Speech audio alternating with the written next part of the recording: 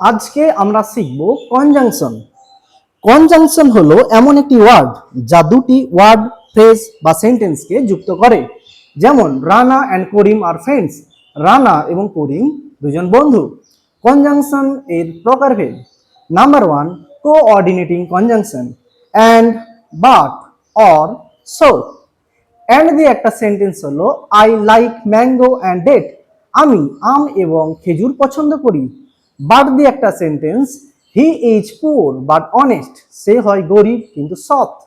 Or দিয়ে একটি sentence hurry up or you will miss the train, তাড়াতাড়ি করো না হলে তুমি ট্রেন মিস করবে। সো দিয়ে একটি sentence I was tired so I went to bed early, আমি ক্লান্ত ছিলাম তাই তাড়াতাড়ি বিছানাতে গিয়েছিলাম। Number 2, subordinating conjunction, because, although, if, when, এগুলি হলো subordinating conjunction.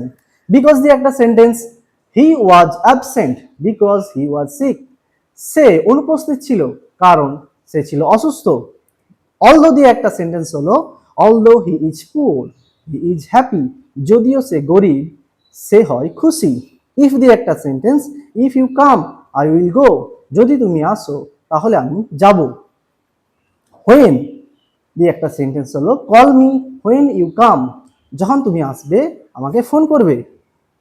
Number 3, correlative conjunction, either or, neither nor, both and, not only but also, এইগুলি হলো কোরিলেটিভ কনজাংশন।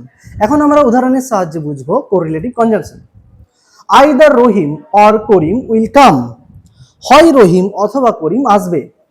নেইদার রহিম নর করিম কেম, না রহিম না করিম এসেছিল।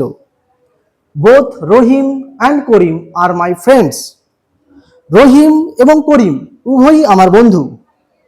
হি is not only intelligent but also hardworking, সে শুধু মেধাবী নয় বরং পরিশ্রমীও। সবশেষে আমরা বলতে পারি কনজাংশন এর কাজ হলো ফ্রেজ বা সেন্টেন্সকে যুক্ত করা। অ্যান্ড, বাট, অর, বিকজ, এই চারটি শিখে ফেললে ইংরেজির অর্ধেক কাজ সহজ হয়ে যাবে।